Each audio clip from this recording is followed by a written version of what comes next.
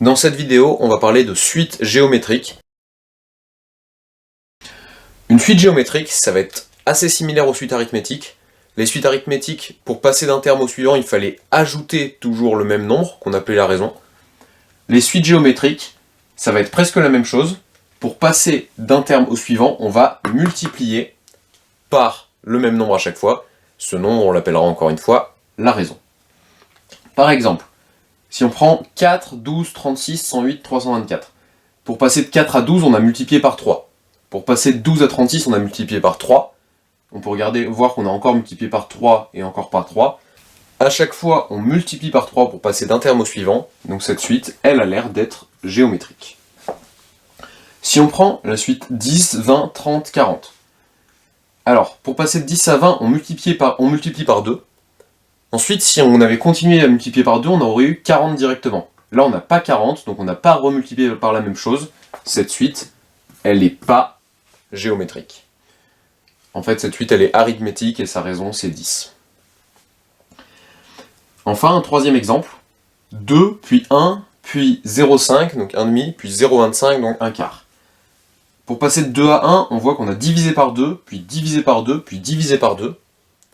Diviser par un nombre, c'est multiplier par son inverse. Divisé par 2, c'est multiplier par 1,5 ou par 0,5. Donc cette suite, encore une fois, elle semble être géométrique. Sa raison, elle vaut 1,5. Comme pour les suites arithmétiques, on va parler de la relation de récurrence et de la formule explicite d'une suite géométrique. La relation de récurrence, simplement, pour passer d'un terme au suivant, on multiplie par la même chose. Le terme suivant, un plus 1, il vaut le terme actuel qu'on va multiplier par la raison. La raison, on va la noter Q et pas R, simplement par convention pour pas confondre les deux cas arithmétiques ou géométriques.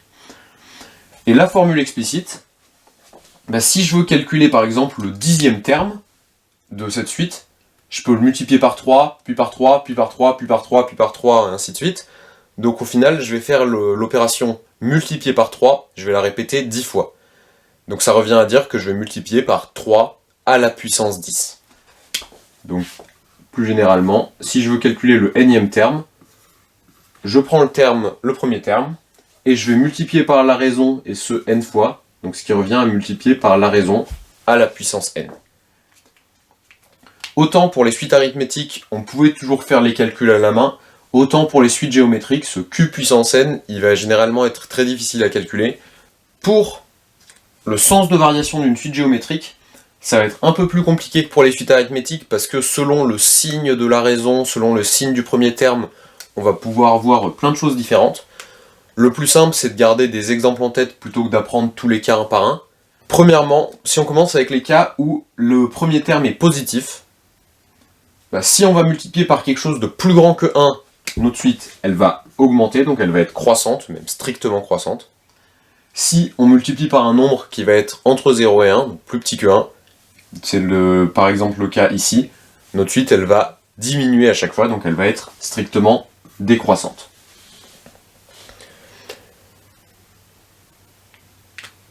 Enfin, quand notre raison elle est négative, notre suite elle va faire que changer de signe, donc elle va faire que alterner entre croissance puis décroissance, croissance puis décroissance, donc elle ne sera pas monotone. Quand notre premier terme est négatif, ça va être la même chose mais en symétrique vers le bas, donc quand notre raison est plus grande que 1, au lieu d'augmenter, notre suite elle va être décroissante, quand notre raison est plus petite que 1, notre suite elle va être croissante.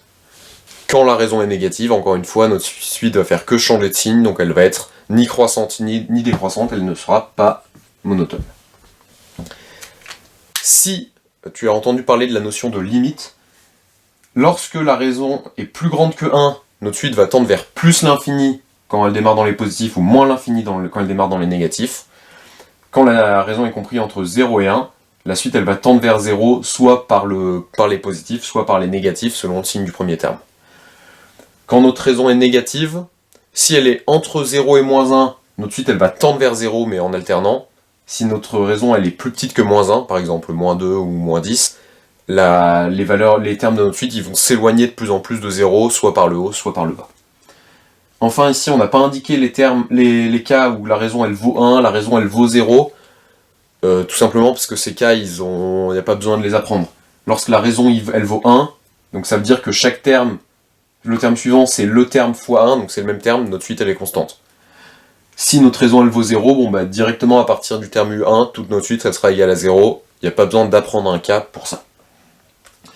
Enfin simplement, pour comprendre un peu d'où sortent ces choses-là elles sortent du fait que si on étudie le rapport UN plus 1 divisé par UN, vu que UN plus 1 c'est UN fois Q, on va avoir UN fois la raison sur UN, on peut simplifier, on va obtenir la raison, et donc on retrouve que lorsque par exemple dans le cas où tous les termes sont positifs, lorsque la raison est plus grande que 1, c'est croissant, lorsque la raison elle est entre 0 et 1, c'est décroissant.